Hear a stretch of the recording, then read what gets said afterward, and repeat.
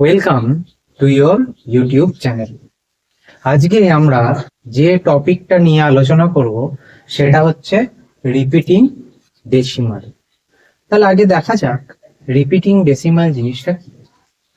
ধরা যাক একটি ফ্র্যাকশন বা ভগ্নাংশ দেওয়া আছে 2/3।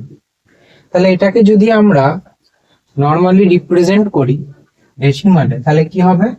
3 6 18, 3 6 18, 3 6 18, 3 6 18, এইভাবে রিপিটিং একটা সংখ্যা চলতে থাকবে। তাহলে এই ধরনের সংখ্যাকে আমরা কি বলবো? রিপিটিং ডেসিমাল, যেটাকে আমরা রিপ্রেজেন্ট করব কিভাবে? 0.6 এর মাথায় বার দিয়ে। তার মানে কি? এর মাথায় বার মানে এই সংখ্যাটা এরপরে রিপিট হয়েছে, ঠিক আছে? তাহলে এইটা হচ্ছে একটা রিপিটিং ডেসিমালের কনসেপ্ট। এইবার যেটা প্রশ্ন আসে, যে অনেক ক্ষেত্রে দেয়া থাকে যে এটা তো গেল একটা ফ্র্যাকশনকে ডেসিমালে কনভার্ট, যেমন ধরা যাক আরেকটাও করা যাক, দেখা যাক যে 7কে যদি আমরা 13 দিয়ে ভাগ করি তাহলে কি আসবে? দশমিক বসলো, 13 5 65,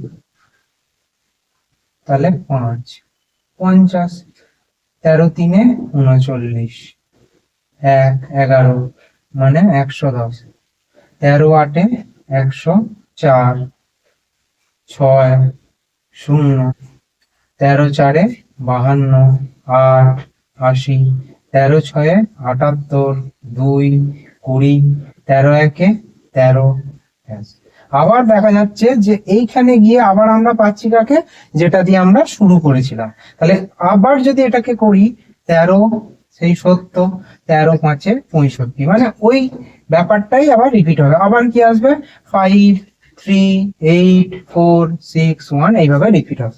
তাহলে আমরা এটা দেখতে পাচ্ছি যে এই যে 5 3 8 4 6 1 এই সংখ্যাটা আবার রিপিট হচ্ছে। তাহলে এটাকে যদি আমরা রিপ্রেজেন্ট করি তাহলে কিভাবে করব? 5 3 8 4 6 1 এর মাথায় বার। বোঝা গেল? তাহলে এইটা হচ্ছে একটা রিপিটিং ডেসিমালের রিপ্রেজেন্টেশন। এবার যদি প্রশ্ন দেয় যে ধরা যাক কোয়েশ্চেন দেওয়া আছে যে 0.57 এর মাথায় বার আছে, রিপিটিং ডেসিমাল আছে, তাহলে এটাকে আমাকে কিসে কনভার্ট করতে হবে? নরমালাইজ করতে হবে। নরমাল এটাকে রিপ্রেজেন্টেশন করতে, মানে ভগ্নাংশ হতে পারে, ফ্র্যাকশনে হতে পারে, নরমাল রিপ্রেজেন্টেশন করতে হবে। তাহলে এটা রিপ্রেজেন্টেশনের নিয়মটা কি? আমরা ধরে নিচ্ছি x সমান 0.575757 চলতে থাকবে। এইবার যেহেতু 0.57 এর দুটো ডিজিট আছে, এই ব্লকটায় দুটো ডিজিট আছে, সেই জন্য আমরা বোথ সাইড কি করব? 100 দিয়ে গুণ করব। যেহেতু 57 এর দুটো ডিজিট আছে, এই যে ব্লকটায় যার মাথায় বার ছিল, দুটো ব্লকে 57 এর দুটো ডিজিট আছে, সেই জন্য বোথ সাইড 100 দিয়ে গুণ করব। এটা যদি 1 নম্বর ইকুয়েশন হয় তাহলে 100x is equals to 57.5757 repeated.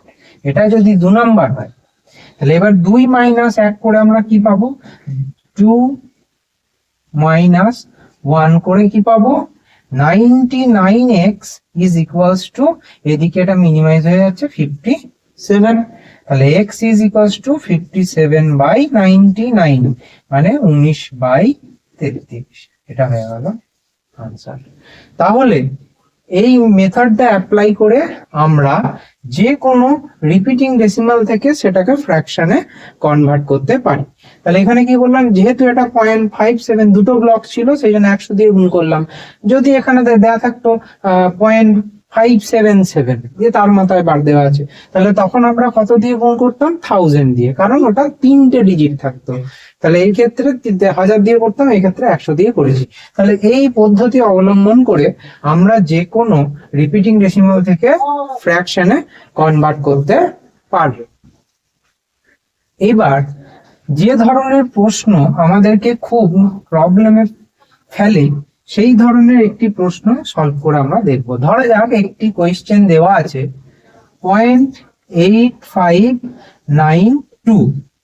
একটার ক্ষেত্রে 2 এর মাথায় রিপিটিং ডেসিমাল ভার দেওয়া আছে, আর একটা 8592 এর মাথায় ভার দেওয়া আছে, আর একটা 8592 এর 592 এর মাথায় ভার আছে, আর একটা 8592 এর টোটালটা মাথায় ভার আছে। এইবার আমাকে কোয়েশ্চেন করেছে হুইচ ওয়ান ইজ গ্রেটার, যে এদের মধ্যে তাহলে বড়টাকে, তাহলে সেটা কি করে নির্ণয় করব? প্রত্যেকটাকেই আমরা সিম্পলিফাই করব। 8592 এর মাথায় মানে 2টা রিপিট হবে, তাহলে আমরা লিখি কি আসছে 8592 এরকম চলতে থাকছে। এটার ক্ষেত্রে কি হবে 8592 লিখলাম, তারপরে কে রিপিট হচ্ছে 92 রিপিট হচ্ছে 92। তারপরেরটার কি হচ্ছে 8592 লিখলাম, কে রিপিট হচ্ছে 592। তারপরে 8592 লিখলাম, কে রিপিট হচ্ছে 8592 রিপিট হচ্ছে। ক্লিয়ার? তাহলে প্রথম 4টে ডেসিমালের পরে ফার্স্ট 4টে ডিজিট সবার সমান 8592। তাহলে পার্থক্যটা ঘটছে কে তারপরের ডিজিটটা। এবার দেখে নেবো তারপরের ডিজিটটা কার কি আছে, এর 2, এর 9, এর 5, এর 8। তাহলে কোনটা বেশি হবে? অবশ্যই এটা বেশি হবে। তাহলে এদের মধ্যে গ্রেটার কে 859। বোঝা গেল? তাহলে আশা করি এই মেথডটা অবলম্বন করে আমরা খুব সহজেই এই ধরনের অঙ্কগুলোকে সলভ করে ফেলতে পারবো। আশা করি ক্লাসটি সবার জন্য ফ্রুটফুল হবে। দেখা হচ্ছে আবার পরের ক্লাস। Thank you.